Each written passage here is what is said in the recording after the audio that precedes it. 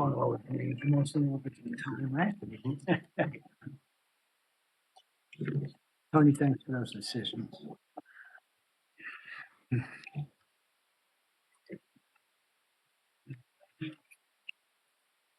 Oh, well. Are we live, Megan?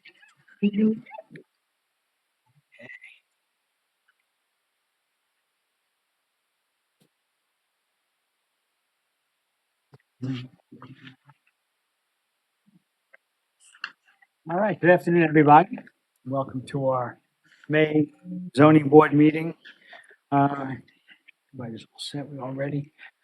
We're going to get started tonight with, we have a few decisions to go through. First decision is on Cindy Scully on 81 Bay Road. Who did that? Anybody here for that one? No. The board has a decision, a written decision to grant that variance, so I'd like to make a motion that we accept that variance as written. I'll second. Second by Jim, all in favor? Aye. Good, all righty. The next one is the Keto Family Limited Partnership on 88 Point Road. Again. Oh, okay. Right? Thank you. We had that done, everybody's agreeing with me. Things to forget. All right, we have the, the Karim and Allison Curfew, 31 Exchange Place. We have a decision to grant that variance, so I'd like to make a motion that we go ahead and accept that as written. Second. Second by John, all in favor? Aye. Okay, the next one is for Schuster and Kaplan on 18 Cox Curve. Again, we have a decision to approve that variance, so I'd like to make a motion that we go ahead and accept that variance as written. Second. Second by Joe. All in favor? Aye. We're good? Thank you. And Daniela and David Cahan, 121 Seafield. Me also. That's you also, Jim? Waive the reading. I'm sorry? Waive the reading. Yeah, thank you. And we all thank you for that. But anyway, we have a written decision to go ahead and approve that variance. So I'd like to make a motion that we grant that, that decision as written. I have a second by Jim, all in favor? Aye. Thanks for that, buddy. If we go through our agendas that probably all have, the first one holdover is the Pontuk Beach Club. We have a renotice for that, so I'm gonna go down the line on that, okay? The next one's for Casey and Megan Shanley. My understanding is you've requested a holdover for that, so I'm gonna make a motion that we hold that over for all purposes. Second. Second by Dan. All good, guys? Yep. Second, yeah.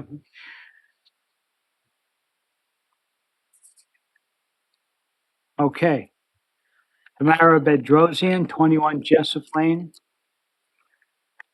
Okay, the applicant seeks variances from 197-29.1A for proposed second-story addition with an increase in floor area within a required rear and side yard, representing prohibited increases in degree of nonconformity of a dwelling with a pre-existing nonconforming substandard front, rear, and side yard. The applicant, Not the applicant, I want to make a public comment. you'll have your shot. Is the applicant here? We don't have anybody for this. She confirmed that she was coming. Well, you know what, sir? Why don't you come on up here, state your name, we'll let you have your comment. But just so you know, what I'm gonna do is, since people can get stuck in traffic if they come from a certain spot, I'm gonna re-call this at the end of the meeting tonight. But whatever you say tonight will be part of the record. But right, okay, fair Okay. enough. My name is Mitchell Weitzner. I live at 25 Jessup Lane. Okay, where's your house in relation to this? My house backs up on their backyard. I front on the main part of Jessup, and they're perpendicular on that smaller street on Jessup Lane. Mhm. So his property is north of my property. Okay, First of all, that house already has relief of an 8-foot elevation that they needed to raise the house. So it's already the tallest house on that street already. All the homes on that block, numbers 15, 17, 19, and 21 Jessup are all ranches. This is already the tallest house on the block. By adding another block, another floor, you'll be adding an additional 8 to 10 feet to that house. Mhm. All the homes on that block are all a quarter of an acre. This is already the largest house by square footage and lot coverage on that whole street. By granting it another floor of approximately, I think it was 1,100, 1,300 square feet, would really jeopardize the character of that small street there. All those homes are identical. They're all on quarter acres. The average size home there is 1,000 square feet. This home is already 1,400 square feet. By adding additional feet, it'll be obviously twice the size of all the homes on that block. Third of all, it'll impinge on the privacy of my home because my pool is behind their property. And by adding another floor, they'll have complete visual access to my whole backyard with no way of that would be jeopardizing the privacy for my family at that point. Okay? And obviously, by adding more space on the house, it'll be adding more activity and more people in that area. And I don't think the house was designed or that lot coverage for that type of activity. Mhm. That's- So you talk about the house being up higher than anybody else. That house was raised to be FEMA compliant. Correct, I understand that. So it's already, Houses on that block are FEMA compliant. So anyone to come along and want to do any kind of renovation or addition, they're gonna have to raise the house up first. I understand that. So they already have the benefit of already an additional 8 feet of height. Well, yeah, but that's still a one-story house. Okay, I I just understand want to that. make that clear. I'm not Yeah, arguing yeah, I for or understand. against Yeah, I anything. understand it's considered a one-family house, but it's still on Oh, we all see your point, but I yes. just want to. And then by adding an additional floor on that, and you're talking about compared to all the other homes on that block, you're talking about almost Okay. 18 feet higher than all the other homes. Character of the neighborhood is what you're saying is Correct. what your objection. Exactly. Okay, well, thank you very much. Thank you for hearing me. Thank you. Thanks for taking the time. Was there anybody else on this one while we're going through it? You want us to wait?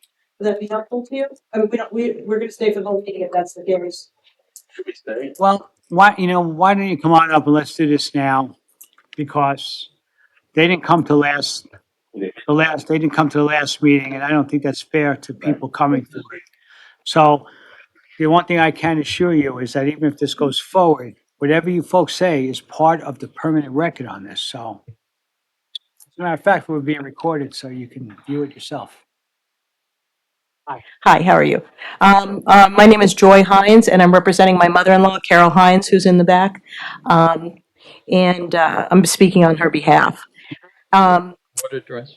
I'm sorry, the address is 19 Jessup, which is the house that is at east of the property. So she's a corner house, basically on this small little private road where it butts up to Jessup proper, and then this is a small little enclave, which was actually built in the 1950s as cottages, as people came out here, and this is where they stayed, as in my mother-in-law's father-in-law bought this house in the 1950s. And it's a small little neighborhood, and that's what it was, and all these houses have been built around them, and they're beautiful, and they're, mega mansions that are on Jessup.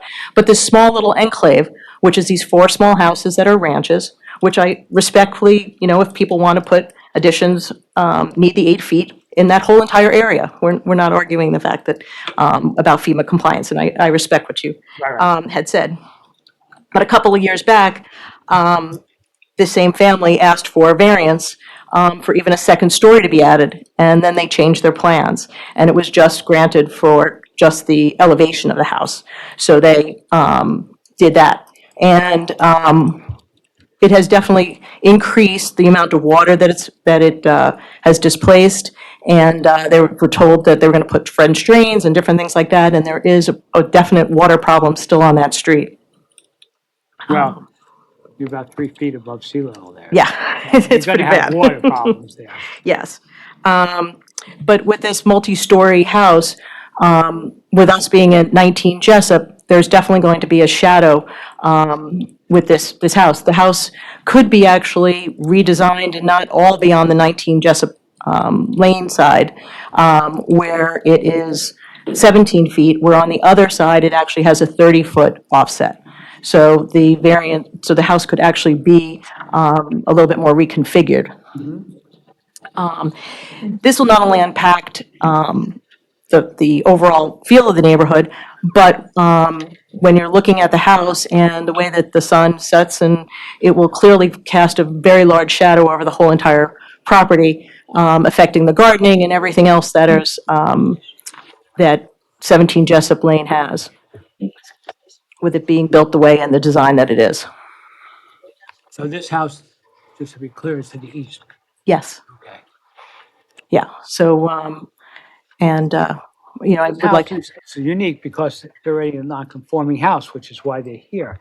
right, That house was on a conforming piece of property. They wouldn't really need to be before the zoning board. So right. I don't know how all the other houses in that neighborhood stack up like that. Right. Are they on conforming locations already where they could bring up the FEMA compliant and put a second story on? I wouldn't be able to answer that question. I don't know the answer to that question. However, 19 Jessup is actually the largest lot on the piece. It's not, from back to front, they're all the same, but from side to side, they're not. And this is a very small lot that this house is on.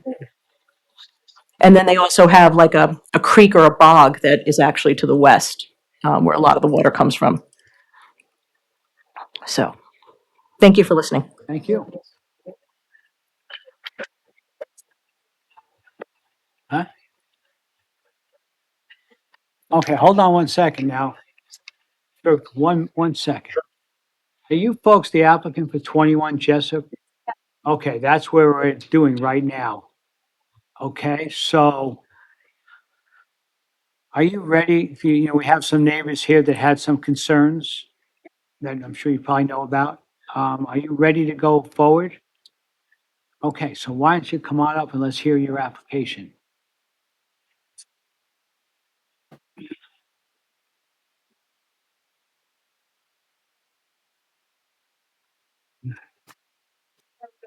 You're going right to the podium there. Just take a moment and state your name and Agina Rigdon, DKR Shores, here to represent Tamara Bedrosian, the owner of 21 Jessup Avenue, West Hampton Beach. So apologies for this being held over. We had an opportunity to review the existing proposal, which is before the board tonight, for a very small addition, 765.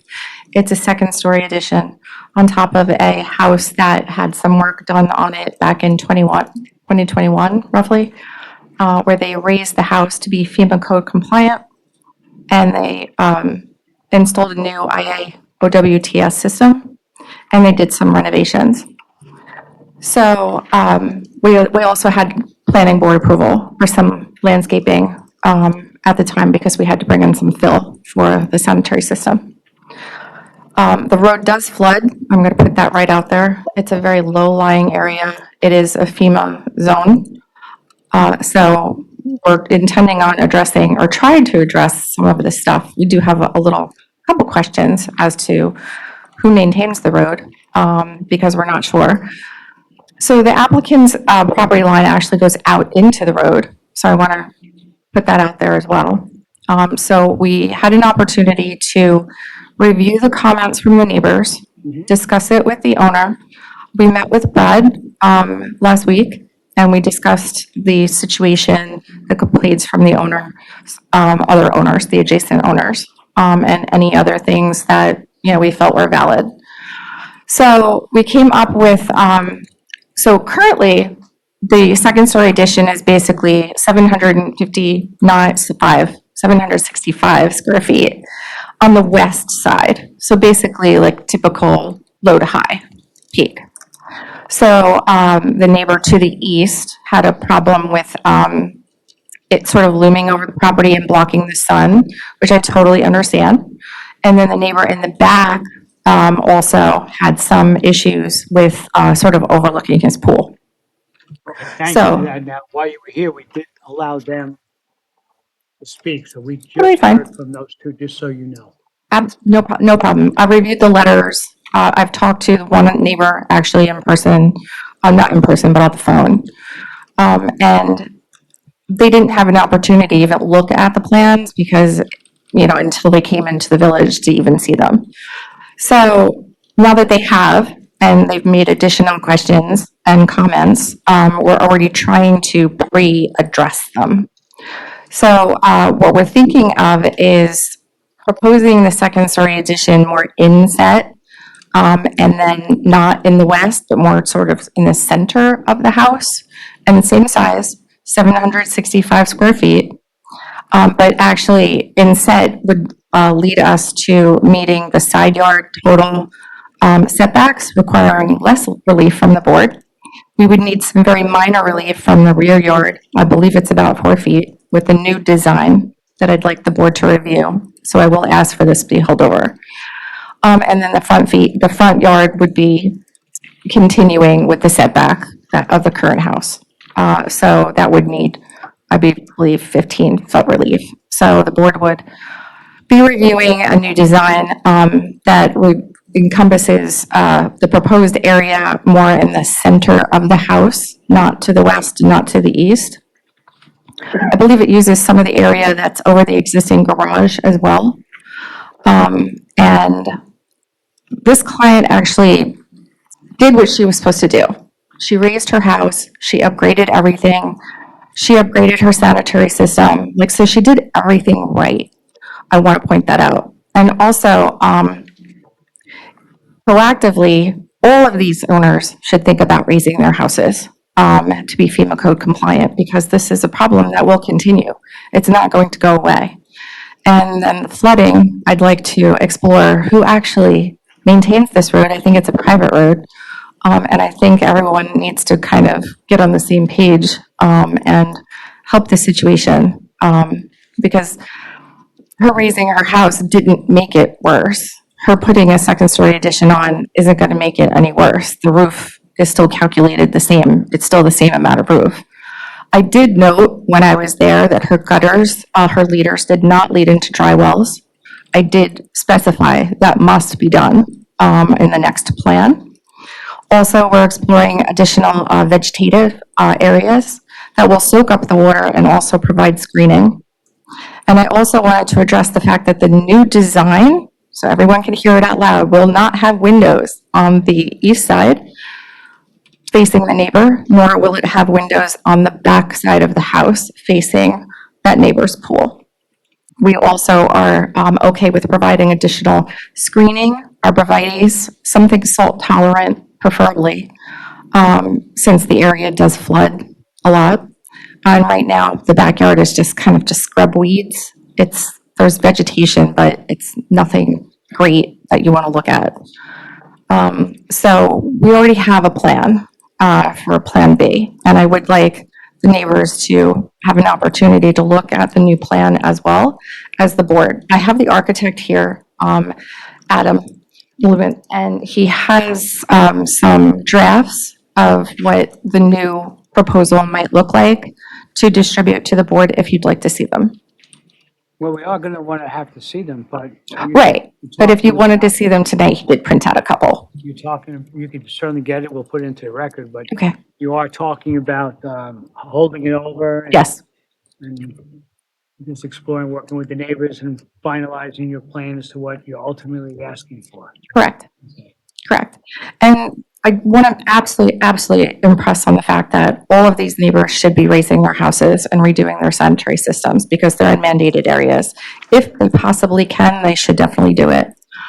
And then this will be kind of a precedent for everyone else in the future on the road that might want to build a second story addition. This will be a good idea of what they think they could get if they want to do it, if they want to sell their house, and the next person wants to know, well, can I put on an addition? This is important as far as resale value and future. So, Yeah, well, that's kind of a sidebar. absolutely. Stay focused on But your new plans and whatever. yeah, I just want to put it out there. Everyone should have a right to do this, and this is kind of going to be an example.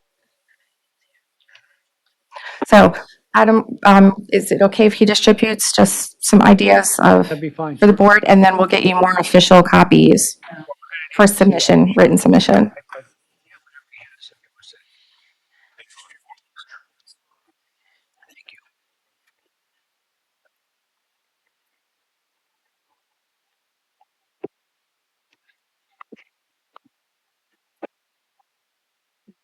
Same thing. Yeah, yes, it's smaller size, scale, the larger. If Brad could look at too, after Bacon stamps it in. Okay. I also want to thank the board for holding this over and being patient while we try to figure it out. And I want to also thank Brad for meeting us, and taking the time out to meet with us.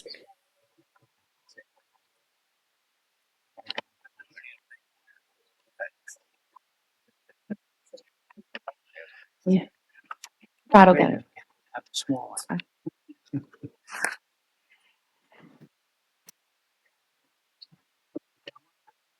Has Adam been able to see this yet?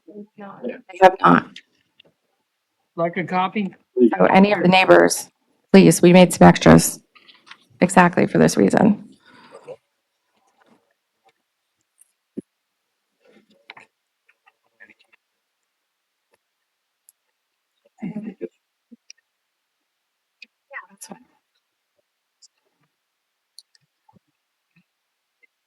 Okay. I'd like to hear if the board has any comments or questions. Not right now. We will wait to see the final thing. You know, Okay. what we did speak about with some of the people already is that this house at 21 was raised to be FEMA compliant. Correct. So I know the concern with the neighbors is the fact that it's already the tallest house in the block, which constitutes your neighborhood, but anybody that wants to do any kind of expansion or going forward, they would have to raise the house to be FEMA compliant. So we're talking about all of these different things. You know, one of the factors with this is character of the neighborhood. Is one of about 5 factors to consider. So, you know, right now we have, you know, people that are pretty content to be where they are, and we have to look at that also. So going forward, I mean, that really was, I think, what the neighbors pointed out, basically. You know, when we talk about the road flooding, well, you know, you're about 3 feet above sea level, you know. And I know for a fact that the previous owner at 21 was a very good friend of mine. When Sandy came, I took his car to my house, and his garage into the house had a total of 36 inches of water. Yeah, So, I mean, it was, you know, being FEMA compliant is a benefit. definitely. Now, we cannot make people do that. Okay?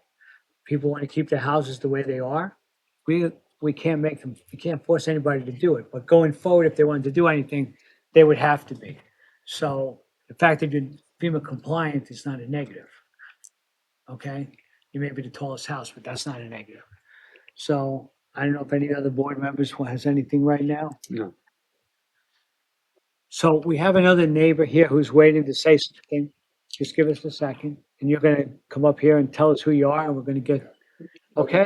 And then if you wanna come back, finish anything after we hear it. Okay. Thank you so much. Okay? Thank you for your time.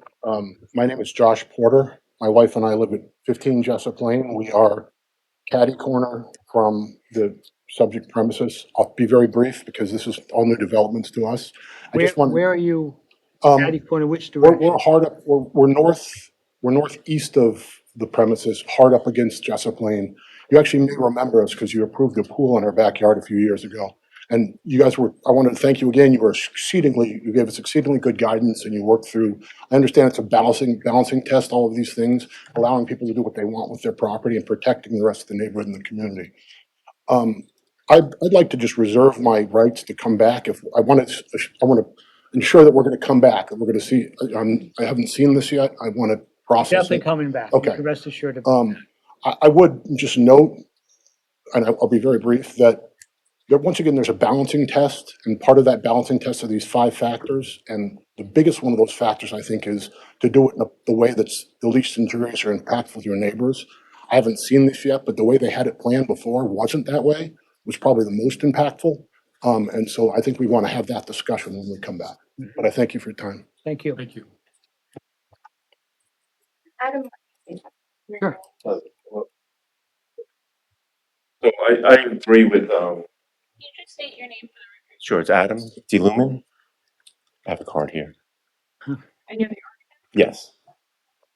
I agree that it is very the way that it was proposed before is a massive structure on top of another, recently raised structure. The new proposal now, the old one was a 34-foot ridge height. It had a 10-10 pitch, 10-12 pitch, which was very high. The new one is down much lower. I think we're at a 6 pitch. So we went from a 34-foot maximum ridge height down to 29 feet. So that was one of the significant. The two wings on each side of the new addition have a 7-foot plate height, so you can bring it down lower. So we're trying to bring that element down and a little bit more, modest in height to address, the overall height. Great. And basically, hopefully, and we set it off the back of the house a little bit more, so the existing ridges stay the same. It's not as intrusive looking. It's built within the existing, roof line. So The balcony faces west. the balcony faces west, yes. And there again is just we need a roof over that garage, so we didn't have to go over the square footages. So we just proposed a flat roof over there, so it's a little bit less intrusive than a pitched roof, keeping it a little bit high. I know the railing's a little bit higher, but the railing would be the same height as a ridge over that, or reverse gable. So it would remain low. Great, thank you. Thanks. Okay, so, Notice? Will we? okay, it won't be renoticed. It's going to be held over. So what we're going to do, Joy, is we're going to have this, it is Joy, right? You said it came up? Uh-huh. Okay, so what's going to happen is we're going to just it'll be on our agenda for next month. There's no new notification necessary. However, if for any reason it's held over, you have any questions, I would recommend that you either email or call the building department just to make sure that it's on. We're not, if for some reason the applicant can't go forward, we can't be calling everybody. So just so you know, you can notify, just check with the village office. if there's a problem. No, no, it's not gonna be mailed to you. I would say maybe you could talk to these guys on, I could get it. All right, if you can give that to me, we'll put this into the record, and then if everybody who wants a copy of the plan emails me and just says, can you email it to us? no, there's nothing final yet. There's nothing final yet.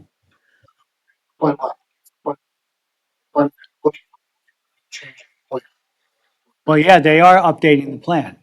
That's exactly what they're doing. So you don't have it yet. I mean, this is not, what's that? We don't even have it yet. Okay, so what we're doing is we're giving the applicant and all of you the courtesy of holding it over so we can get everything clear and go forward from there. Okay, So an electronic submission will go to Megan. You can contact Megan because you have to go through the secretary to the board to get a copy of the draft of the new proposal. Then to come to the next meeting, it'll be held over 1 month from now. And then you can provide further comments based on the review of the new plan as well. I also wanted to, he addressed the ridge height was lower. It's also a hip, partially too, which makes it look even lower and more in character of the neighborhood. thank you. Okay. So if And- there's nothing else on this application, like, That's it. Written submissions. We're gonna go back to the drawing board for you guys. stay tuned for new updates, huh? Okay? Coming, everybody, I'm gonna make a motion. We hold this over for all purposes at our next meeting. Second. second by Joe. All in favor? Aye. All right. Thank you all. Thank you. Hey, man.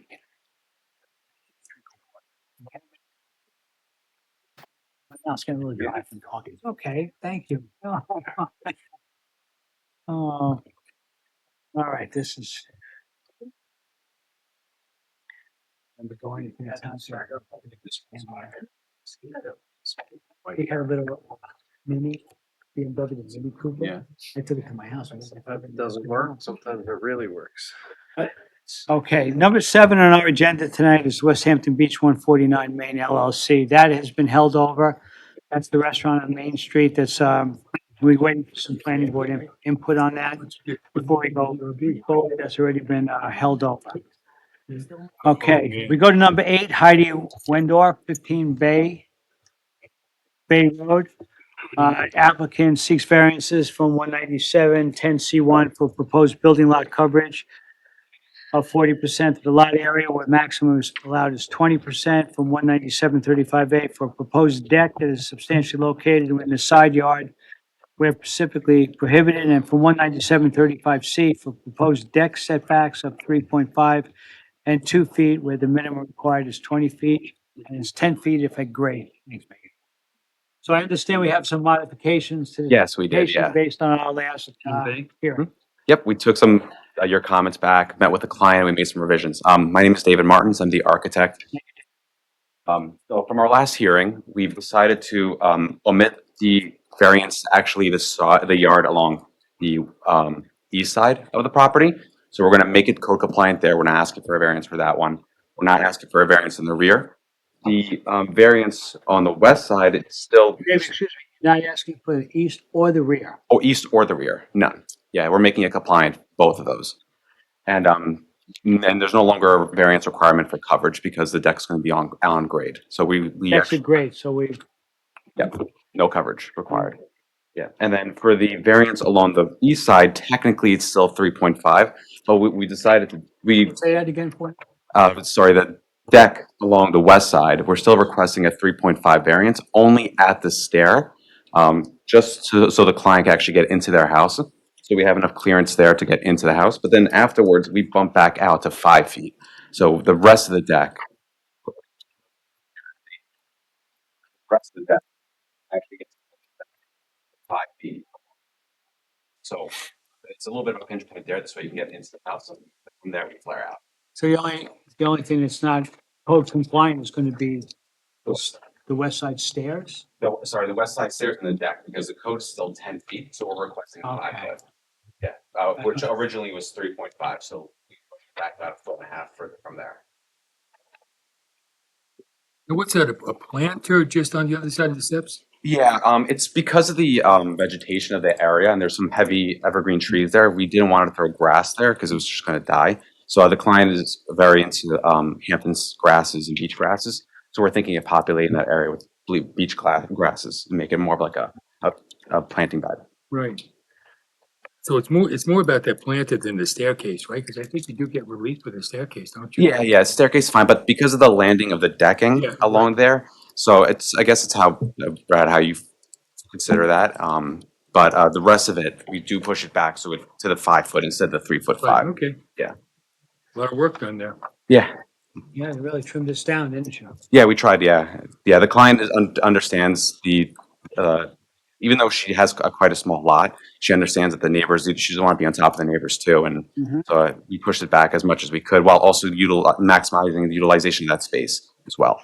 Because with this 5 foot setback, we still have enough clearance that if we were to put a dining room table there, you can get in and out of the dining room table Sure. with ease. If we shrink it more than that, it's not very possible, because then you only have about a 10 foot deck, which is very difficult to get around a dining room table that way.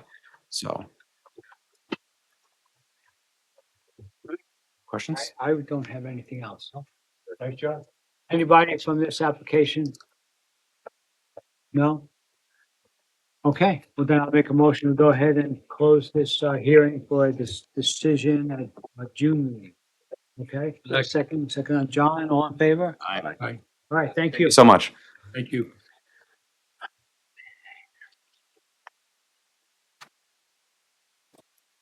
All right, now we're to number 9 on our agenda tonight for a renotice, Pontuk Beach Club, Inc., 49 Dune Road. The applicant is seeking variances from 74-5C2 for proposed kitchen and office building within the coastal erosion hazard area, where new buildings are prohibited, from 197-29C5A for proposed reconstruction of the membership beach club, which includes an increase in height where prohibited, and also from 197-29C5A for an increase in the number of stories where prohibited. Good evening, board members. Heather Wright for the applicant, 48H Main Street, West Hampton Beach. So it's been a while since we've been here.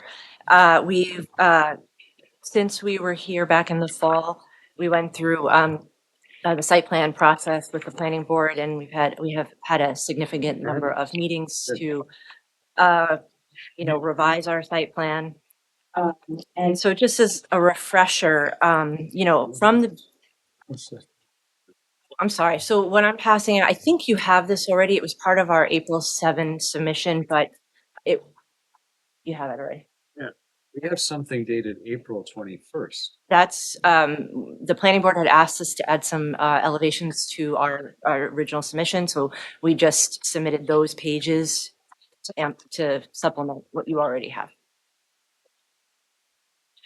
So as a refresher, from the beginning, our design has always been to replicate the existing use of the club in terms of the size, the programming, the membership, and provide for more compliance with the code. So to provide for a code compliant kitchen with a walk-in freezer and storage, a proper break room for our staff, all the things that we don't have now.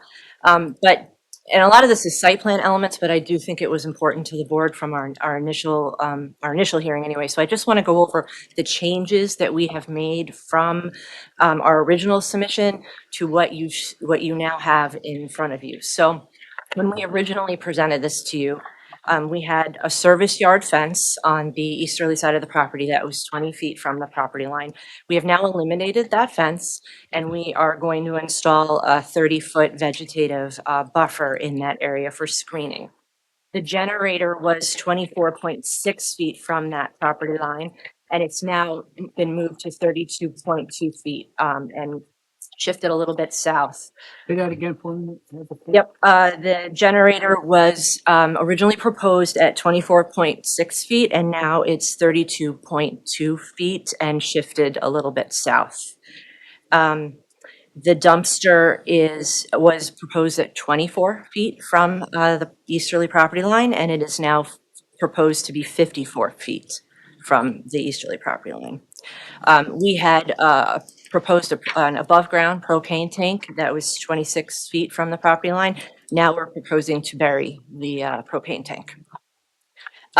We had, on our original plan, we had some parking spaces that were sort of along that service area. We had 5 spaces. We've removed those spaces from the plan, and we've added screening and trees in that area to provide more of a buffer.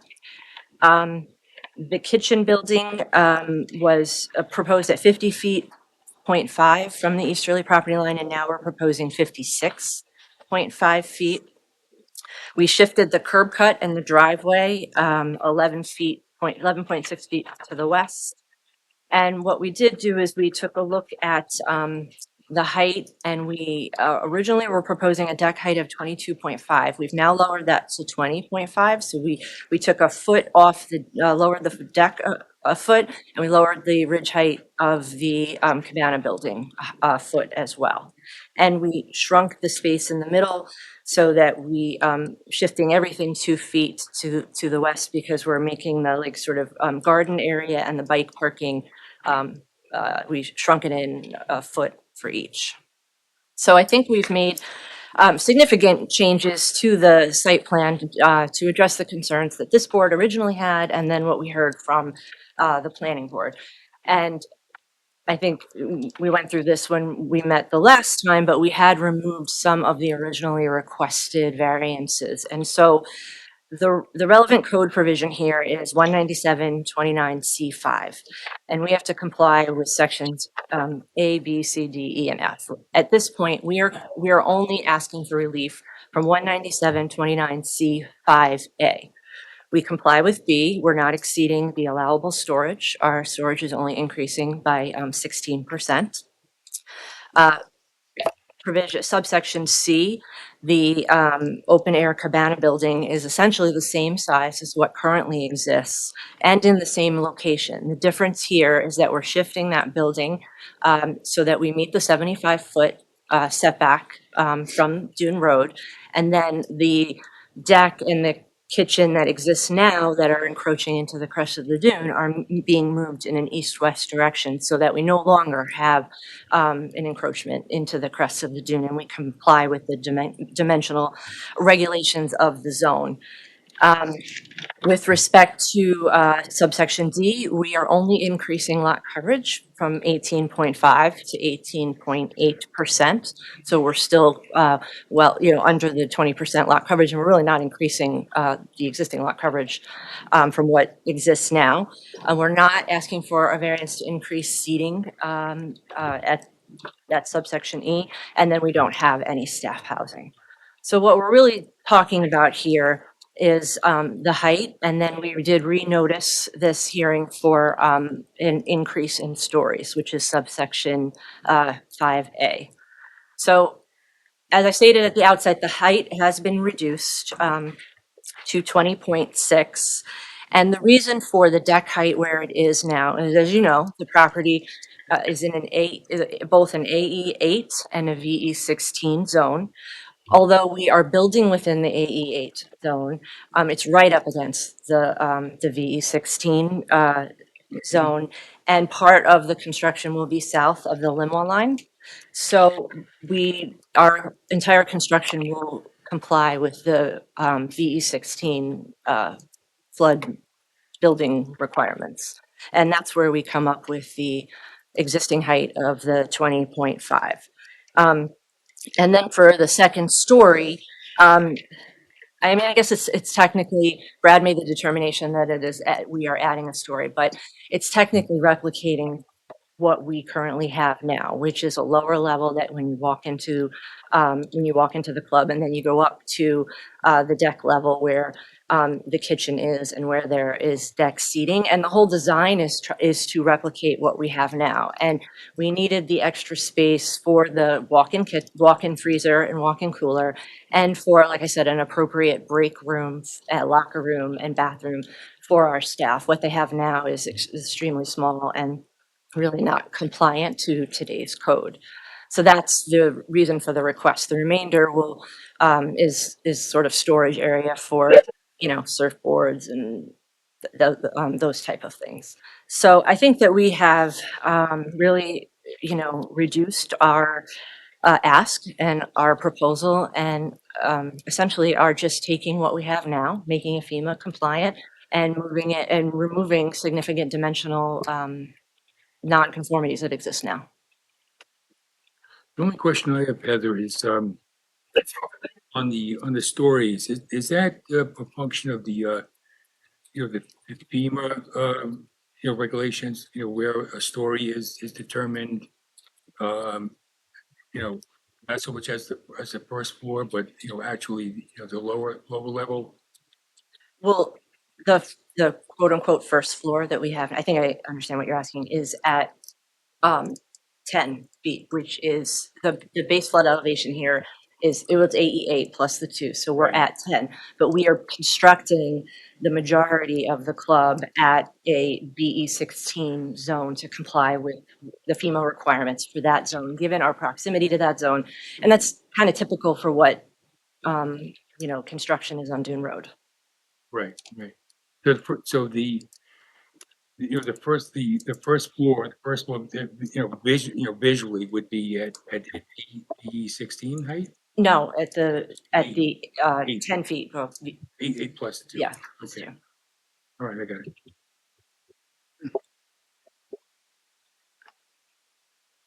So you've really cut down the number of variances that you need for this now.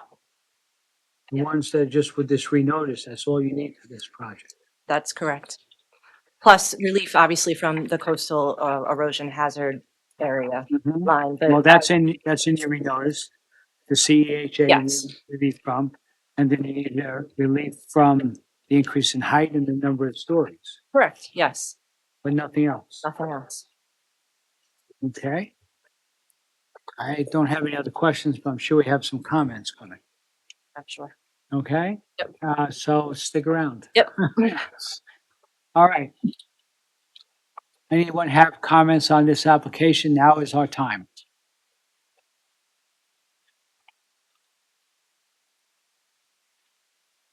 Good evening. My name is Jackie Hubbard. I'm here on behalf of the neighbors located at 51 Dune Road.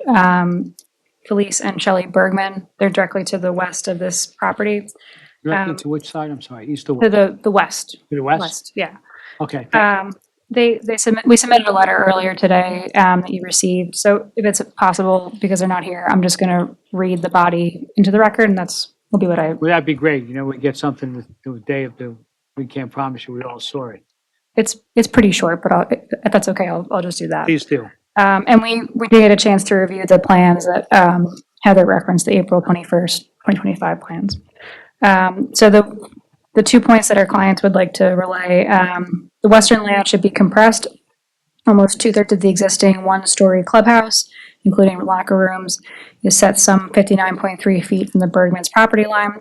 Proposed clubhouse could be moved, and it could be moved an additional approximately 24 feet further to the east, away from the Bergman's property line, with plan modifications. Moving the proposed clubhouse over 24 feet to the east would mitigate the impact of the clubhouse on the Bergmans and represent a setback that is more in line with the current setback of the present clubhouse vis-a-vis their property. We included photos with the submission as well. Second, the proposed landscaping of 5 foot to 6 foot red cedar provides an inadequate screening. At the planning board hearings, which we were also in attendance for and represented the client at those as well, the applicant presented a proposed landscape plan for the shared property with the Bergmans. That plan is to plant 5 foot to 6 foot eastern red cedars between the two properties.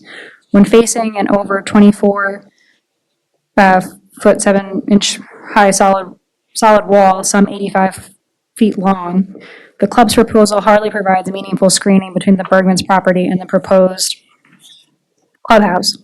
Moreover, these types of cedars only grow 1 foot to possibly 2 foot a year.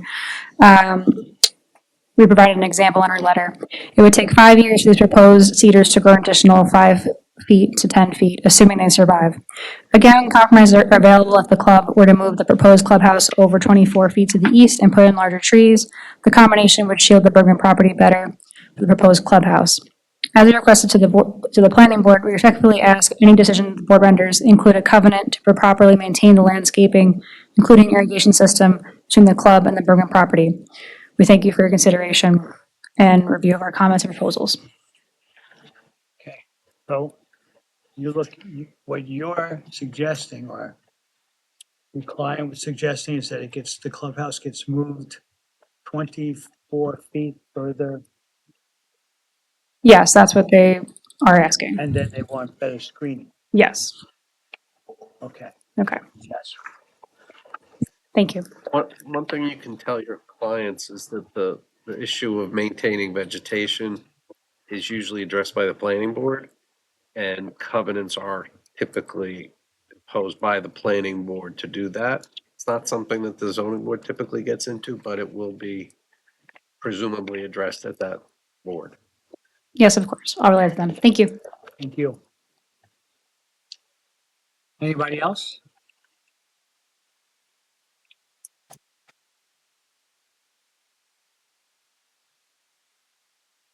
I'm Chris Biondi.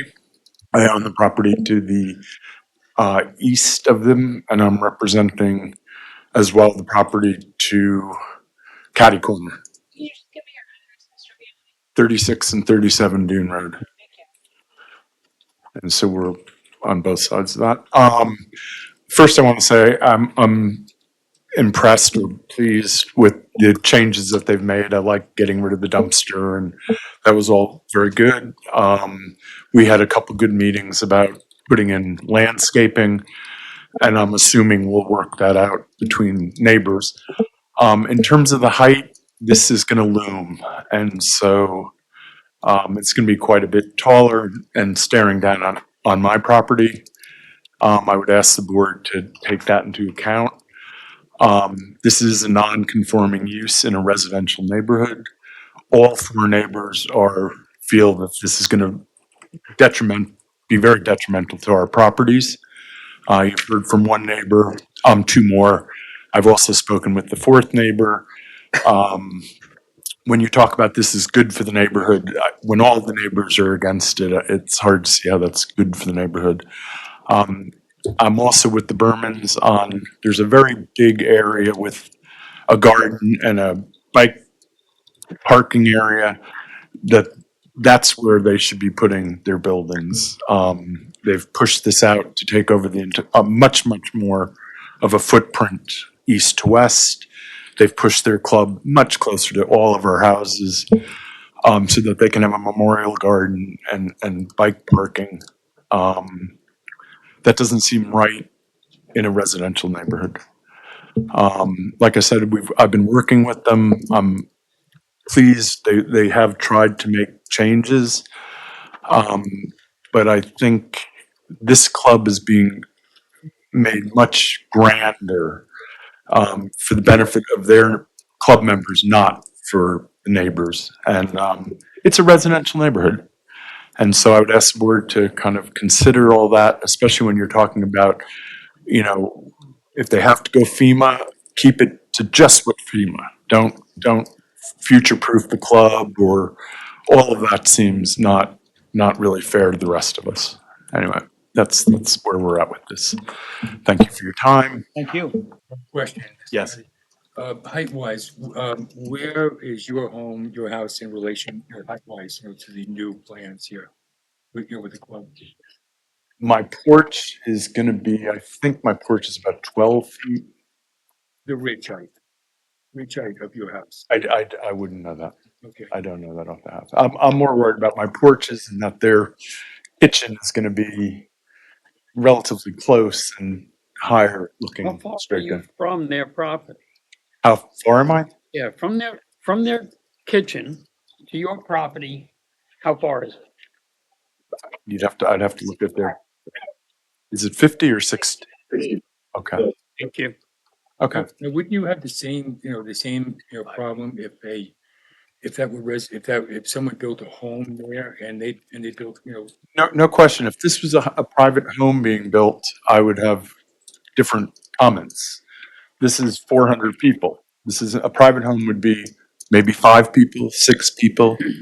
This is 400 families.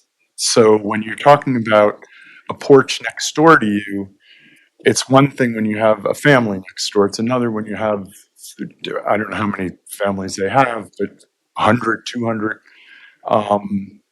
And it's a residential neighborhood. They're a commercial establishment. So I don't know that comparing what they're trying to do with what a private home would try to do is exactly right. A private home wouldn't be a non-conforming use. It would be, and then I would have much less to say. I don't complain about my neighbor on the other side, but again, this is a beach club with 400 families. That's a different level of activity, a different level of use. And my understanding is that, when you get into those areas where it's a non-conforming use in a residential neighborhood, you have some obligations to minimize the impact and the detrimental impact on people that have conforming use on their properties, which is what we have. We're homes. I have 4 people in my family. I don't have 400, and we don't have 400 families for guests. And so I think that's a little bit disingenuous to say if they were just building a house, again, we wouldn't be in this non-conforming use section of the code. well, I get your point, but it's a little disingenuous to say that the 400 families are going to be, at that beach club, looking into your backyard Which is what's there at now. one time. No, but they have times when it's I pretty know, me too. crowded. I mean, it's crowded enough that they're building a lot more parking, so either they're have a lot of people or they don't. Building more parking, they're trying to conform. No, again, I'm not complaining about the parking. I'm just commenting that when you're a resident and you have a house and there's a commercial property next to yours, you have to consider that that's a fairly heavy use that's going on as your next door neighbor. And I think that's a fair Mr. consideration. Biondi, we're going on about this for a bit now, and I guess my question to you would be, what's your solution? Because this beach club is going to be there. Oh, I know. And So what is your, my solution would be to pull this in a little bit and give up a little bit of your memorial garden, or put the memorial garden on my side and pull it over and give me Okay. garden next to okay, my but house, not trying to kitchen. get clear as to what you're Yeah, actually. no, that's, I'm not begrudging them. So right now, they're 65 feet away from the More property. like 72 feet. Excuse me? I think it's 72 feet according to the new plan. 72 feet away from the property line. Well, Oh, from the house. from the house. Okay. House to, building to building looks Okay, like building, 72 building. feet. I have a garden that goes on, What? goes over the property line, but It's on So their property. 72 feet. If no, they went I have a easement on that. 80 I feet. know that, but it's on their property. Yeah. Yeah. Okay. I'm just trying to get clear as to, if it's Well, I 72 think- feet, what's gonna make you happy? Just so, What I had originally said to Quantric, and I had said this very clearly, if you pulled it in 10 feet, I would come and support the project. I had told them that. They came back and they said a foot. And so, I was curious as to. yeah, no, that was my thinking. I thought that was a fair, Mhm. when they showed me the original plans, I said, I can support this, but if you pulled it in 10 feet, take 5 off of your bike and 5 off of your memorial garden. I don't even care. You want to move the memorial garden to the other side of the building? I have no problem with that. Okay. That's what I had said. Thank you, sir. Thank you very much. Hold on a second, Heather. Is there anybody else? No. Okay, I'm sorry. I just want to make a couple of points. First, to respond to Mr. Bergman's attorney, Becky's points. So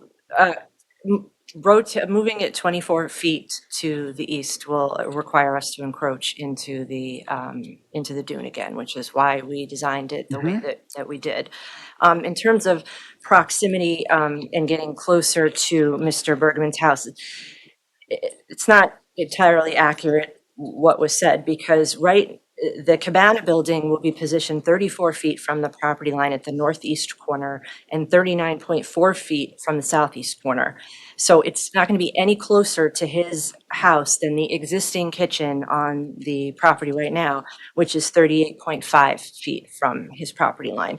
So, and there will be a total of 59.6 feet between his house and the proposed cabana building. So it's really no difference in terms of the distance. And in terms of this whole idea of looming, and we went through a lot of this at the planning board, which is why I handed out the single sheet for you so that you could see the height difference. But, it's interesting because if you look at the height of the existing club, it's 25.0, and then you look at what's being proposed, which is 28, and then you look at Mr. Bergman's house, which is his 44.5 feet. So I just don't see how that. I think that's what Joe asked, if I'm not mistaken. Yeah, that's what I was trying to get at. Yeah, so, and then, even if you look at Mr. Biondi's house, again, these are approximations based on documents that we took from the building department file. But again, I don't see how it's gonna loom over his house when we have that huge distance between the two homes. And then, I would like to point out, I understand the private home could be 20 feet from the property line. Here, not only do you have the distance between the two buildings, but we are required to have a 30-foot vegetative buffer, which will also provide more coverage. And so, yes, it's a club, it's not a residential use here, but it's a seasonal club that's only open, June, July, and August. So in terms of intensity, it's about as low intense neighbor that you can get because most of the year it's not even open. And again, the parking is trying to comply. So, we are very happy we are comfortable with the parking that we have, and we don't have a parking problem at the club, but we are trying to bring the property into compliance. So I'm happy to answer any other questions. Well, just for what it's worth, I don't quite agree with your statement about it being a low use because it's only open for 3 months, because the reality of it is this is a beach community. That's 3 months that we're all outside and enjoying our homes and Okay, fair things point, too. So but that's why we have the we don't safeguards care that about, we don't care about November so much. We're inside anyway. right, but to categorize it as I guess my point was to categorize it as it's like a commercial building, I think is not quite accurate. And certainly that's why we're here and we're going before the planning board and the zoning board so that we Done a have lot the of work on it. safeguards See in that. place that we need. Yeah. And I guess as a zoning board, what we have to do is concentrate on what relief they need from us. Which is only the height and the. Yeah. Yeah, it second seems like Mr. Biondi, really, that's all planning board stuff as far as that goes, because they do not need that relief from us. Yeah. So, Brett? Fair, reconstruction of the previous non-conforming is still a permit for not, it's not explicit in the renoticing, but it does open the door for more Right. holistic look from this board. Which is why I wanted to recap for you the changes that we made in the site plan from the beginning to the end, because I know that was something that the board was concerned with when we first met. I also want to point out before I forget, I did speak with the neighbor across the street, Mr. Jane, and I explained the project to him. He had some questions about the coastal erosion line and what that means to build in a coastal erosion area. And he had no objection to the project and was very happy. He's been a very good neighbor to Quantuck and, hopes to continue to do so. He did ask that, in full disclosure, that if we do anything with the fencing on this between our properties on the north side of, that we, consider putting in a nice fence and screening in that location. So what is your thought process on the 10 feet and the other? We have moved from the beginning, we have shifted everything over significantly in our view. The kitchen was 50.5 feet and now it's 56 from that property line. We've added the buffer. We're trying to mimic the programming. Buffers on which side? On Mr. Biondi's side. We're trying to mimic the programming that we have now. And the reason for the slight increase in gross floor area is simply to accommodate the lifeguard break room, the code compliant kitchen, the walk-in freezer. So, the cabana building's essentially staying the same. The decking space is remaining the same, maybe 18 square foot one way or the other, but it's the same amount of decking. The only real increase is in the kitchen building so that we can comply with current codes. Thank you, Heather. Sure. Board members, anything else? No? Anybody else have any additional comments on anything we have here tonight?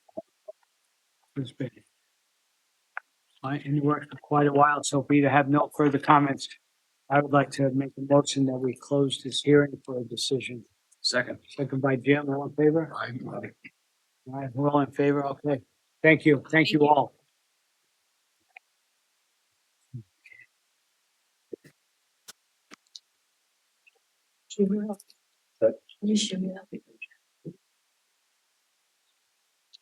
All right, into our new applications.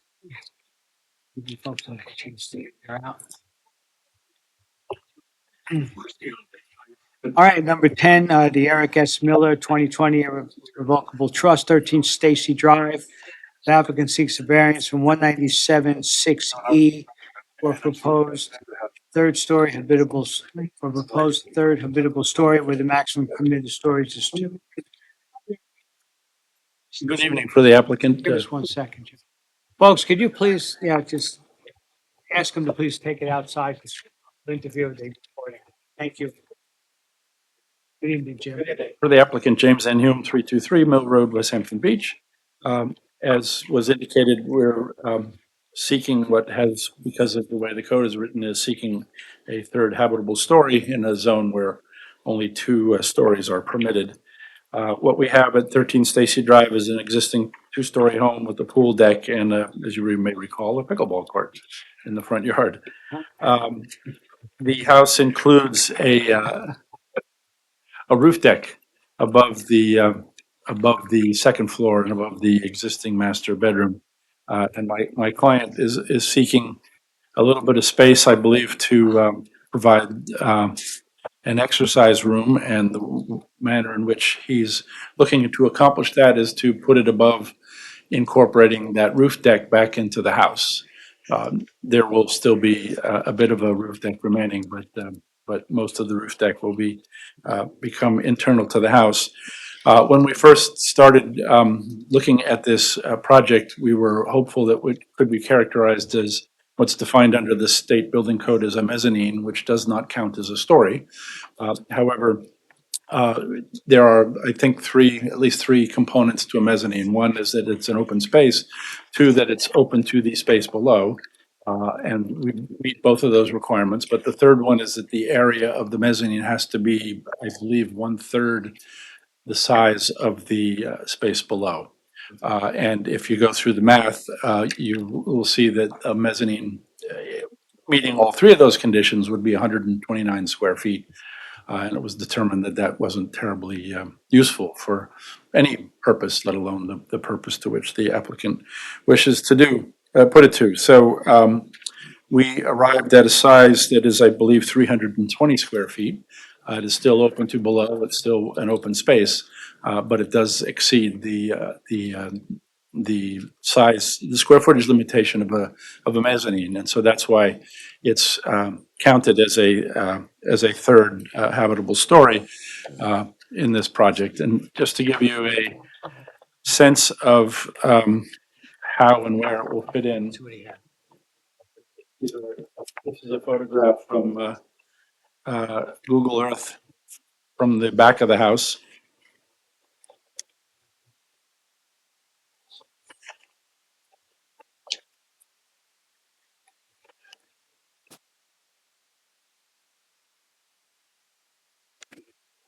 And you can see the roof deck, and you can see that white structure in the middle of the roof deck is the hatch for the staircase that comes up from below. And so that is essentially the area in which this new internal space would reside. There'll still be a little bit of a outdoor deck on the pool side of the house. But as I said, most of that'll be consumed by this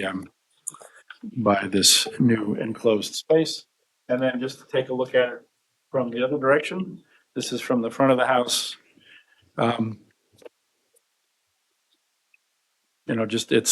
Essentially, it will be a little bit higher than the existing roof. But it's essentially dropping into that existing roof deck area. And I believe even with the addition of the height, we'll still comply with the height requirement. So the only variance we're looking for is this third story situation. How high is it? I think it's 32 feet. I think it's per code, if I remember correctly. We discussed this. So you're in a floodplain, so you're going to 40 feet above sea level. Right, so You're flattening out, but right. I think you're somewhere around 38, 39. Oh, okay. So, but we're compliant.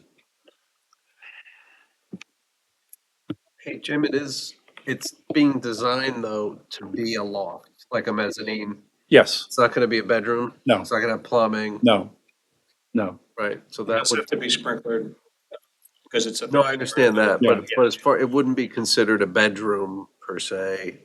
And you're okay if that's the condition of it, right? That's would be fine. Yes, that was our use. That was our intent. So why wouldn't this be considered a floor, Jim? Why don't you, you know? It is. That's why we're here. Okay, so what is your argument? You know, it's, I mean, if you say it's a floor, and we, you know, building inspector says it's a Right. floor. Right.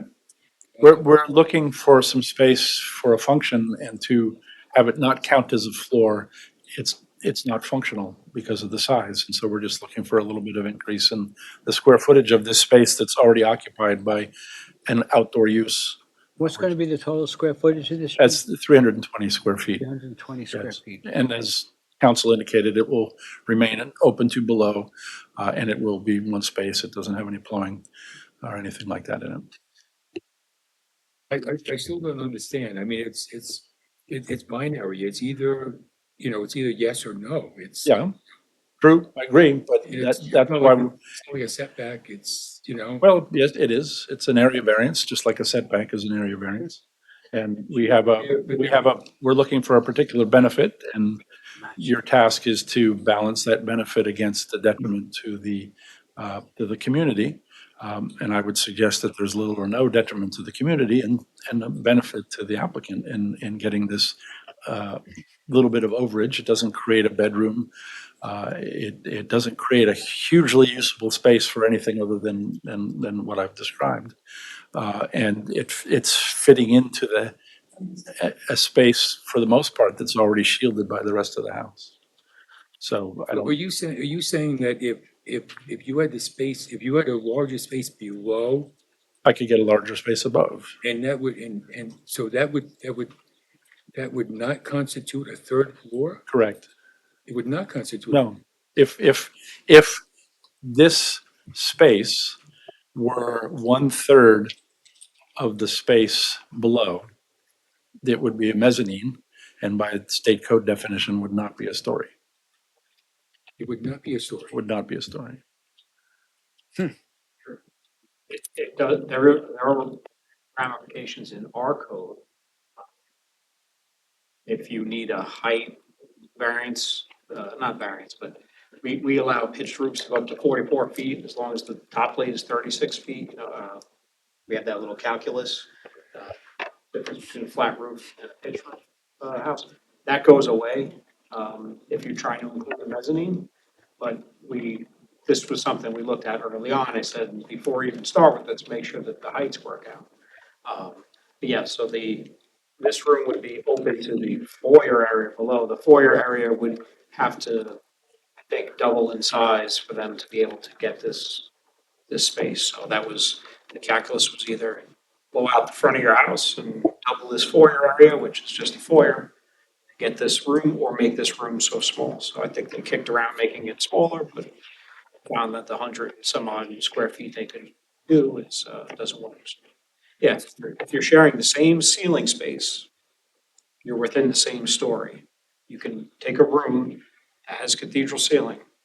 A third of that room, you can actually create a loft area, and as long as you have 7-foot height up above, and that square footage is no bigger than 1/3 of the room below, as long as it's open and shares the ceiling, it's still the same story under the building. Okay. So the square footage you would need below in order for this to qualify is how much? It would be 960 square feet. And you have how much? We have 129 times 3. 390. 390, thank you. See, so that's probably about a 60% variance, 60-70% variance, if we look at it that way. Yeah. True. The percentages add up that way, but I think you have to look at what we're asking for in the context of where it's at and what we're doing. And we already have that space. In fact, I think an argument could be made that this is better for the neighborhood because we're taking an outdoor activity and moving it inside. Well, you know, I look at it as, you know, we like that word substantial sometimes. Yes. It seems substantial, you know, to me. Right. And also, you know, it opens a door to future expansions, wherever they may be. Mhm. There are a lot of homes that are like this, Right. especially in that area. Well, I suppose, I mean, the other way to go about this was we could tear out all the interior walls on the second floor and get an entire floor space of 1,000 square feet. But then we'd lose bathrooms, we'd lose bedrooms, we'd lose other space that are important components of the houses that exists. So that would create a difficult, that would create an economic hardship for my client in achieving this goal in that manner, so.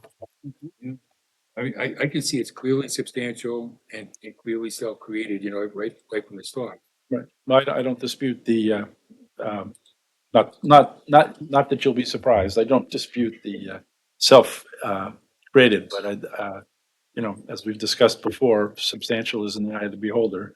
And one way to calculate substantial is just a pure mathematical calculation. But, I think that the law in this area suggests that you need to look at the context within which those numbers are calculated. And in some cases, something that is a big percentage is substantial. And in some cases, something that seems to be a big percentage is not substantial. I mean, compared to the overall second floor, which is certainly greater than 1,000 square feet, this is just a tiny little fraction. And it really functions as part of the master bedroom. It doesn't function because it is open to below, and because it is just one space without any facilities in it. I think that takes away from the substantiality of the pure mathematical calculation.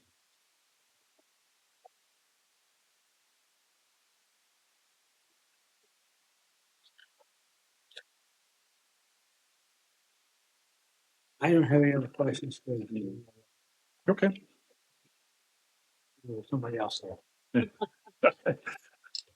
Guys have anything else for Mr. Hume right now? Okay. Thank you, Jim. Thank you. I'll make a motion to close the hearing for a Second. decision. Second. Second by John. You all in favor? Aye. Thank you very much. Good night. Good night. Good night. All right. We're on our last one. Number 11, Paradise WHB LLC 414 Dune Road applicant seeks variances from 19710C1 to reconstruct a dwelling and accessory deck with a proposed building lot coverage of 21.25% of the lot area where the maximum permitted is 20% from 19710D for a proposed principal yard setback of 17 feet where minimum required is 25 feet from 19734A5 for proposed habitual floor area of 29.6% of the lot area, where the maximum permitted is 20%, and from 19735C for proposed accessory deck setbacks of 5 and 14.5 feet, where the minimum required is 20 feet. And for the record, Megan, Dan will be recusing himself from this hearing, as he is actually the applicant. So, Good evening, it is evening now. Diane Harold for Dan and Doreen Martinson for the properties at 414 for the variance that we're requesting. I'm fortunate to be very familiar with the three properties that are on the photograph that we've just given you because I've been the Diane, could you architect. just bring that Oh. microphone a little, just pull it down, Oh, yeah, because we're trying to record everything. because I'm shorter. Thank you. Fortunate to be the architect for the three properties that are in a line, 414, 416, and what was the other one? 408. Thank you. So I'm familiar with that. Both 414 and 416 are 60 by 90-foot properties located on the base side of Pond Point. Because they share the same conditions, I will be comparing them, which is why we've given you this additional paperwork. In December of 2017, I obtained a variance for 414, and it was granted by this board at that time.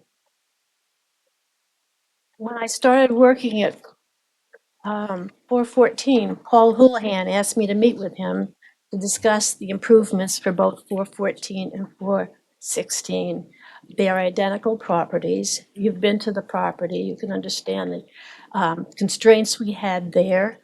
Paul was very specific. He said that since the driveways for the two Dune Road properties and the two Bayfront properties, he wanted to know how I would be able to develop that as far as the different things that have to be required.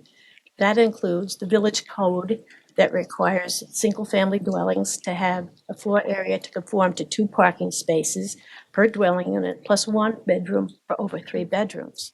Also, the Suffolk County Department of Health Services requires the bottom of the sanitary system, which had to be replaced, to be 2 feet above groundwater. This means that the parking area had to be raised. The sanitary system requires a concrete retaining wall around its perimeter. The raised parking areas require the driveways 414 and 416 to be ramped, which you did see at the site.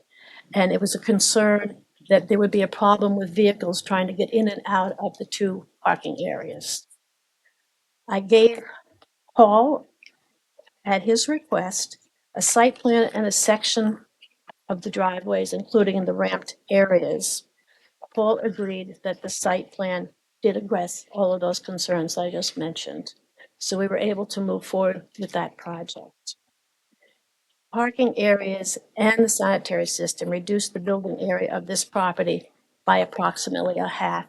You can see on the survey that there's a big parking area, and then we have 41 feet to the house. So a lot of this is unusable as far as building the house.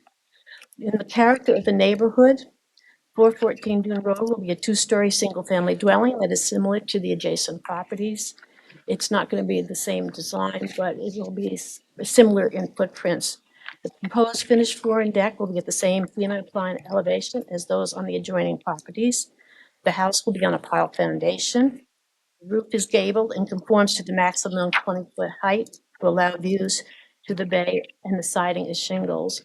There was some concern when we did 414 that the neighbors said that the height of the roof was an issue, but it really wasn't. It did conform. So we have alternatives for Pond Point. The lot area shall not be less than 6,000 square feet, and the lot width shall not be less than 60 feet. Code does not provide any relief for undersized lots, which is what this lot is.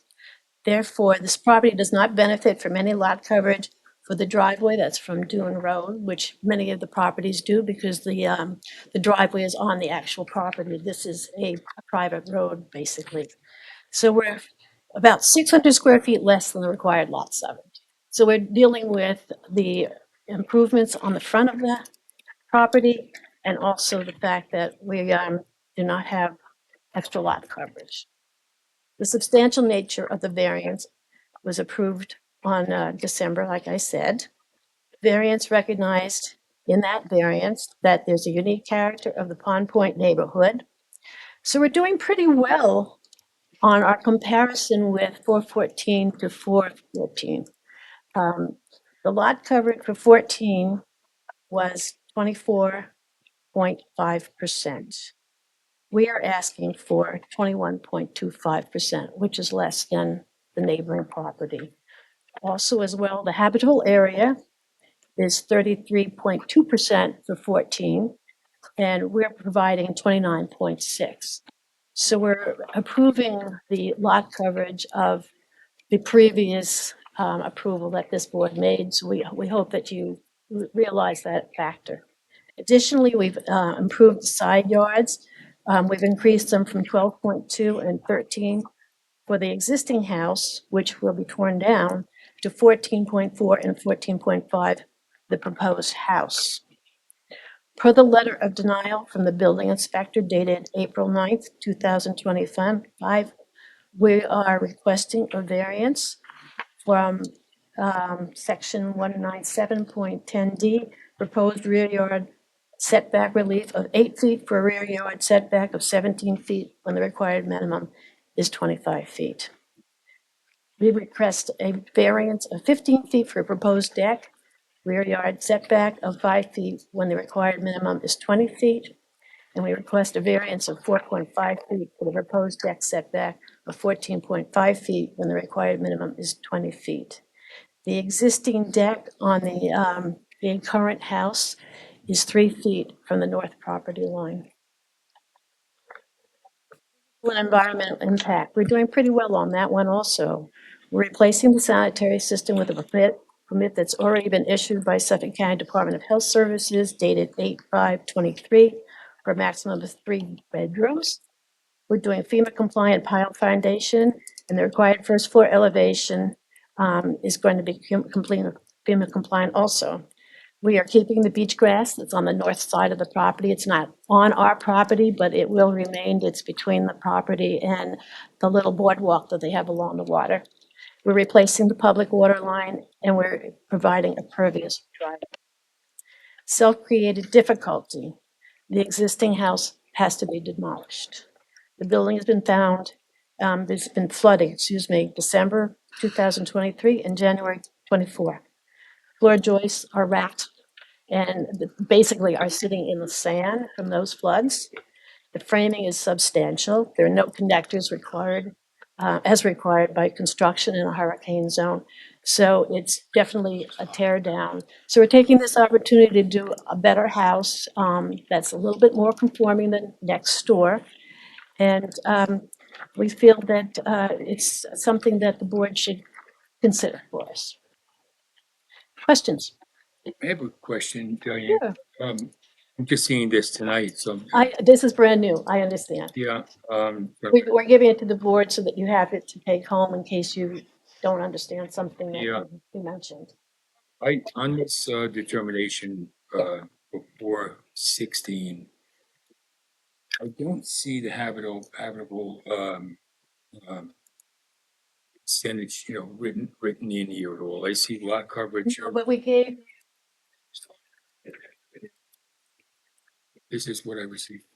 where's the, This is what it be tonight. This is what I just received. okay. This. We have in here some lot coverage. Lot coverage, I understand. Yeah. So, Habitable space. there's no habitable. What we did is we've got the report from the GIS, and that indicates the habitable space. Okay, but That was for. But I guess well, part of your argument, should be that you have that you came before this board and you've got a variance for habitable, space that's over 20%. Yeah. But that's not in here. Isn't it in the package I just gave you, has the clip is. Well, this is what we go by is, is this decision? You guys, GIS. oh, okay. But the habitable space, Oh, I see. it was not part of the original variance of 16. So I don't know why we didn't do it. We're bringing proof now that that's what it was. It's But not, part of it's kind of not your fault. I mean, if you're gonna put an application in, for 16, then, it's the village's, duty to, to call out different variances that needed. Yeah, so, Well, I'm just using it as a reference, shall I say, Right. to show that we are being smaller. Even though it wasn't written by this board, we're proving that it's slightly smaller, and that's really our reason for being here tonight. right. Is to say that we feel. Diane, what was the number of the house next door, habitable space? I see yours is 29 and change that you're asking for. What was the other house? I believe it was like What? 32, Yeah. 6, something like that. Judy. One side and 416 to the other side. No. Oh, I'm sorry. Should be. Okay.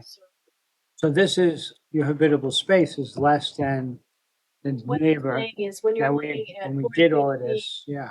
we are doing much better with side yard setbacks and also putting in all of the infrastructure we need in the front yard. I mean, these poor little properties are really jammed Well, that's a challenge. It It's is a a challenge. challenge, it's a challenge for the homeowner, it's a challenge for For the us. architect. I mean, it's painful for everybody. No question. But we learned, other board members, we were originally going to be doing a one-story house, and we gave up on that because the lot coverage, everything got so big. So when we went to a two-story, we were becoming more conforming to what. What's the square footage of the bottom of the floors? First floor? Yeah, what's the square footage of the first floor 20 by house? I 30. saw it was gonna be not that much, right? It's 20 by 30. 20 by 30. I believe it's 780 square feet on the bottom. Yeah. That's real, okay. I Yeah. remember seeing Yeah. the bottom was No, we did 780. provide that to you. Right. That- Okay, yeah, we did. I'm just being, And refresh my also, memory, yeah. We did point out that we're doing a two-story, obviously, for habitable area, Uh-huh. which in was habitable area square footage. Uh-huh. And what is the, how many bedrooms and baths are gonna be in this house, 3 bedrooms, right? that's the way the Board of Health has written it, and, the Board of Health does allow one bonus space, which is one office. Okay. It's two beds. Pardon me? I think it's two beds. Two baths. So it's Oh, store. this is I thought that's what it was. This Just is want to not- get on the record. I think so. Yeah, baths, right? Yes.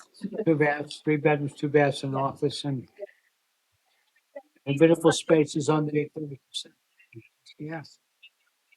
For the deck, the raised deck, but it's going to be smaller than the existing deck that's there now. That Sure. will be at the same level as the two neighbors, so you're all gonna look at the same view. Nobody's gonna complain that. Especially when neighbors all in favor of having the improvement done on the property. Right? There's the the other house. 16. 416 wrote a letter in support. He's looking forward to having the property improved. Yeah. A lot of people are very supportive of it. I mean, it's been sitting there, it fell apart after the fire clients, had issues, had to. The Martinsons saw an advantage to purchasing the property. The neighbors should be delighted because they already know who their neighbors are and not gonna have any problems with neighbors. So I think even that's a plus. Yeah. But always when you get into Pond Point, we always have to look at all these things because these are It's been wonderful. my life. We know the Martinsons are great people, but we can't say that somebody down the block wants to buy something, and do the same thing. And that's why we have to always, No, I've done a lot of work on Pond Point, I know you have. and I'm proud of it, and it's held up well, so I'm pleased about that. Sure.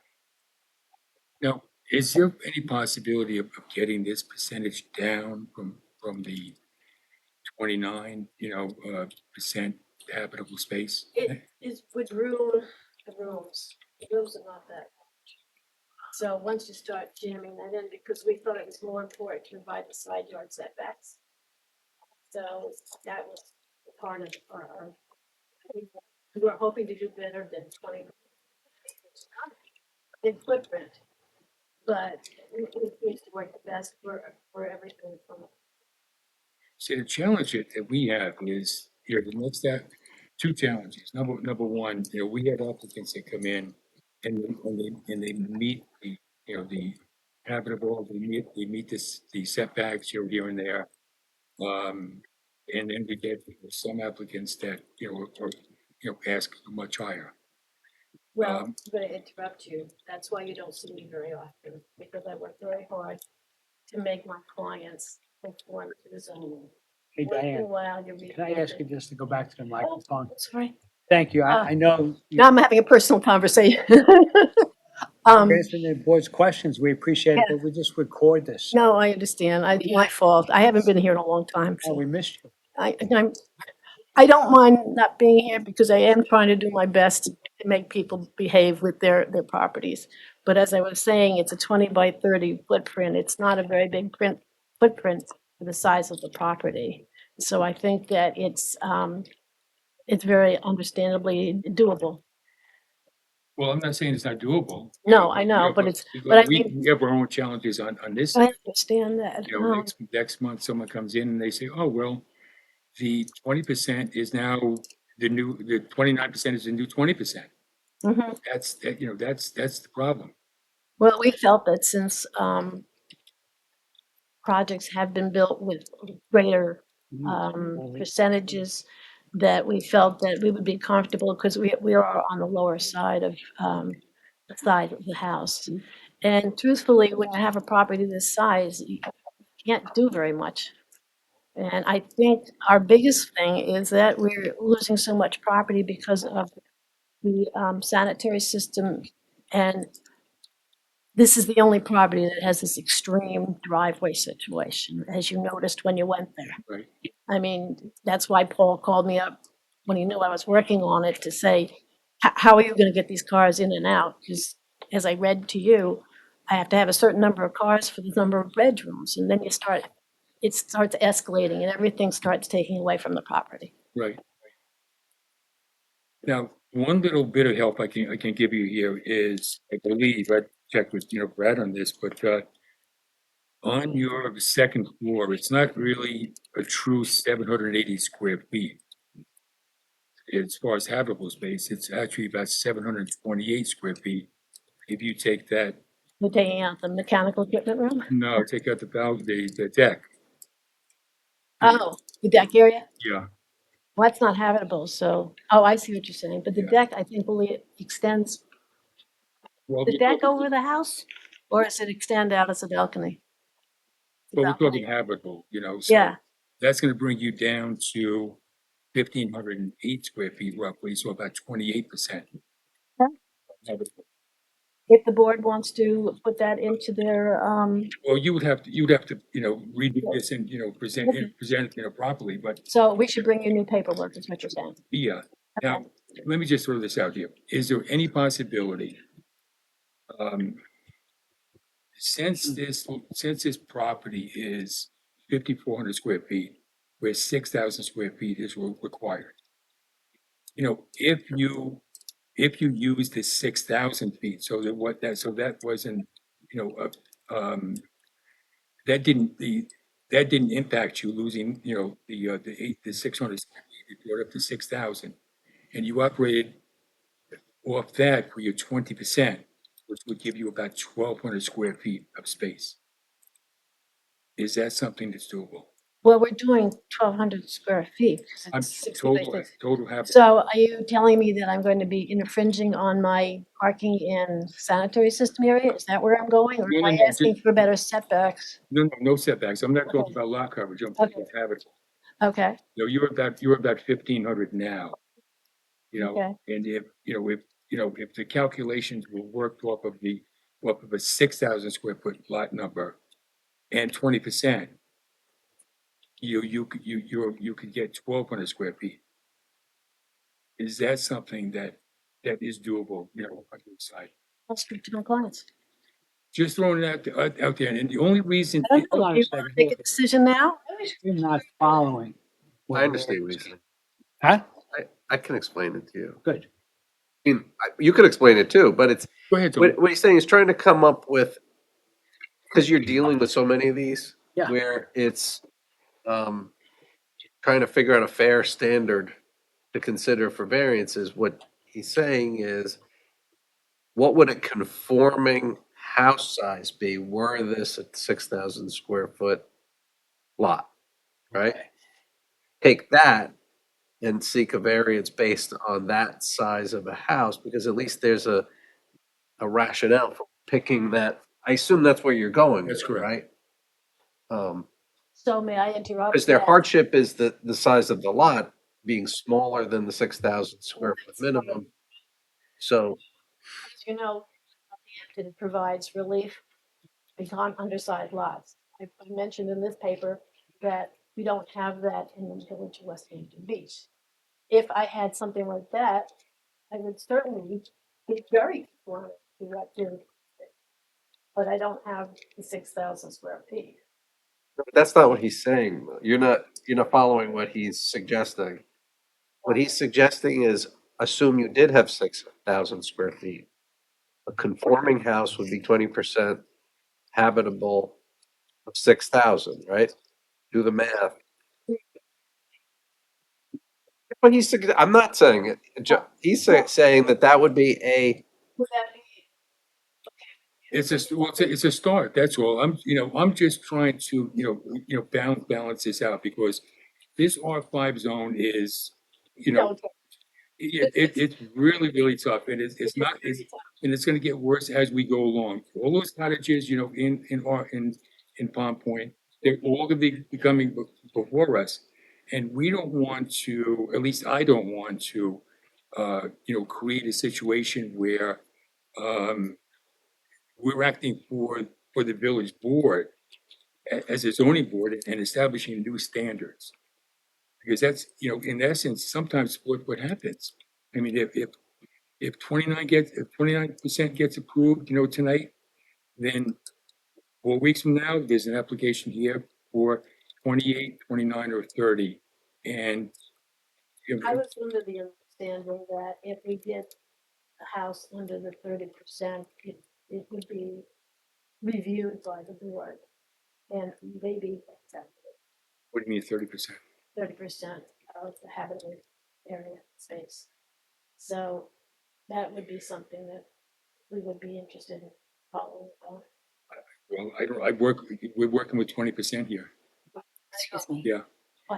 Can I interrupt for 1 second? I'm Doreen Martinson. I'm the owner of the home. I'm just confused, so maybe you guys can help clarify. If Diane was the architect for 416, which is the house west of us, and in 2017, it was approved for 1,796 square feet and had a variance. And our home, we worked very hard. I think our bedrooms are like 10 by 10. We don't have closets. It's very, we've struggled with this. And we're at 1,560 square feet of habitable space. How is it that the house next door, who's the exact same size, could get a variance? And I understand to your point that, you don't want to start a precedence in an area and have others come back. I get that. But it's already been started and somebody already got an approval for more than 200 square feet more than us. But they didn't get a variance. That's the point. I think they did. They did not. Lou's house So didn't it's have a kind of variance? interesting. Well, that's what I we're agree with saying, it because the because house is apparently they're going approved. through their paperwork. Oh, I thought, I'm sitting here reading this because I know our houses are the same size. Yeah. But, and But that's, to your point, I mean, that's something that's the character of the neighborhood, absolutely. And I get that, so their lot is bigger than? Oh, Same size, everything's identical. okay. Everything, driveways, sanitary system, the whole thing is identical. Oh, so back then they That's- didn't need a variance, I guess? I don't know. I don't have this 2016. We- I know you're looking this way, but I don't even know when it was done. What was 2017. 17. And so we have the variance here in the application. Yes. Or Yeah. tonight was given to us, but I see your point because we've already that's already been established as there, but we don't have it in writing that this board granted that. So do we look at that as a mistake the board made, an oversight that we made back then? I don't know. I would actually want to go back and look at the minutes, to be honest with you, for that hearing and see, because it's a great point, It's a great point. And you know what? In your favor, there's a character of the neighborhood with everything being identical, and you're coming in as less, and I see that and recognize it. And I just looked at the variance myself, Joe, and I don't see where we said the habitable space of, 34% or whatever. No, it's not Not in in there. It may not have been called How out that- from the get-go. I don't know. I don't know how that, Probably was. I don't know how that got biased or why it's not in there, but I personally, I would want to go back and look at the minutes from back then. Just to see, because that's a good argument for you. Well, in our defense, this is a fairly humble-looking house because the roof line is gable. Right. It's not the boxes that we have on either side of it. So to the neighbors, we're going to be very gracious in that respect. The house is going to look much bigger than the original house that was there. I was very careful to have like a 312 pitch on this roof to keep it down so that it's conforming to the height. So we are trying the rooms are small, yes. The roof is flatter, but we're trying to work with the board and of course with our neighbors. They're the ones who could be knocking on the door. So, if the board wants us to come back with some information, or if you find something, perhaps you could get hold of me and, let me know that, what you've discovered. You understand what I'm talking about, though? I'm trying to, Okay. maybe I could meet you someplace. Absolutely, yeah. I'll come up to the office, Yep. speak to you about, That's okay with, does the board mind? If we have a private conversation. You have a private conversation with one member of the board, and that's fine, that's fine. because there's no violation with that. No, that's okay. You know, if we, I mean, you have, you have three of us, and, yeah. We know each other, so. Sure. it's different if there were neighbors here objecting, they should be part of it, but there's nobody else here. So it's really between the applicants and the board right now. I don't. If it was, if I'm understanding the question, it's a 6,000 square foot lot. 20% of that is 1,200 square feet. It's a 1,200 square foot house. 1,200 square foot house on a 5,400 square foot lot, which this is, would be 22.2%. So like that's the math. We noticed it for 29.6 because I didn't remove like the stair. But like, if Diane wants to go back, I think maybe this number does drop down a little bit from what was advertised. Because the deck comes out, the stair is double space. That front foyer, maybe instead of an enclosed foyer, it's a roofed over, not unenclosed space. So you might want to look at that. It's only 6 by 9, not so tiny.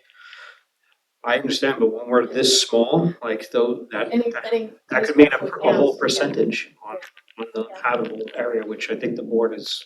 Because we actually started out with a wider house, it was 20 by like 33 or something, and we cut it back just for that reason. This is probably the third or fourth. Yeah, we were chopping it attempt. down. Yes. But it's getting to the point where the rooms are getting so small that it's not worthwhile. I mean, they have family that comes and visits. Everybody has people who come visit. If the board has Joe and me have a chat, see if we can come up with something. And I'll also include my clients. One other thing that I noticed on the side yard variance, you may be able to eliminate that by cutting that little piece of the deck off on the bay side. Well, 14.5. This No. this is, I believe, you can check with Brad, but I think this is the issue right here, is this deck right here. So Oh, the landing, the landing, right? I mean, that's actually up on the deck. right, but that's where he's picking up the 14.5. If this were just a staircase, that, I don't believe that would count in your 14.5, and you could, Staircases also don't count. exactly, so, Because they're egress. right, so the landing is the issue there. And I don't know if you can extend this deck across the back of the house and pull it back off Bay Walker then. So, but that doesn't happen. Help me with my habitable. No, I'm just saying. It's just helping me. with Other my things. Yeah, other things, yeah. Just a couple of comments, I think, And we'll come back to the board. I think what's gonna happen here is, you guys can have a little discussion. It's gonna come back before the whole board anyway, so nothing will be decided. But I think that, I think this application is heading in the right direction. I think, We tried. yeah, We no, tried Yeah. Because we're heading in the honestly, right direction. told I you just think, with the site, there's just too much that has to happen with this property yeah, for an undersized, but it's not our fault that it has to happen. It's because of circumstances with parking is a killer on this property. Yeah. And I mean, I don't have to try driving up the ramp, but Sure. I wouldn't be happy. Yeah. But if you don't really get off, you can consider. Yeah. And it worked. Yeah. We put everything in. So Joe, are you comfortable with just holding this over and Yeah. going forward with it? Yes. Yeah? Can I just Yes, interject? please. I was wondering, what are our options? Do we have to hold it over, or could we close it and then the board decide after Joe and Diane speak? That can't happen. If we close it, it's closed for a decision. You can't change the plans at all. Oh, okay. I understand what you're saying. Tiring. You know, it's like, I'm gonna move. It'll be easier. Go The way ahead. things, the way things work out with the timeline anyways, they Okay. couldn't do anything before the end of the summer with it. Understood. That's true. That's why, So, that's why we have the held it over 1 month, I don't think would Agreed. really It cost just- you any They are. time.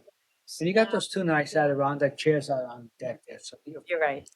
Charlie, the house, and Chris sit on them, the neighbors behind us. I never get my own chairs. we just want to get that right, both for you and for the village. Understood. Our builders just look longing for, something to give us a price on, so. Yeah. He's gotta wait. I know. It's okay. Yeah. It's all right. We waited this Okay. long. Okay. So what we're gonna do is we're just gonna go ahead and hold this over. You may get a better product out of this Okay. whole experience, yeah. Yeah. All right, so we're gonna go ahead. We'll just. hold Otherwise, it, anybody want to okay? buy it? No. Okay, thanks for your Yes. time, everybody, okay? Thank you. All right, so I'll just make a motion, we hold this over for all purposes. Second. Second by Jim, all in favor? Okay, so when Dan gets back up here, we'll make a motion to close our meeting for tonight. I have a second on that? I'll second it. Okay. Who was that? Who is that? Okay.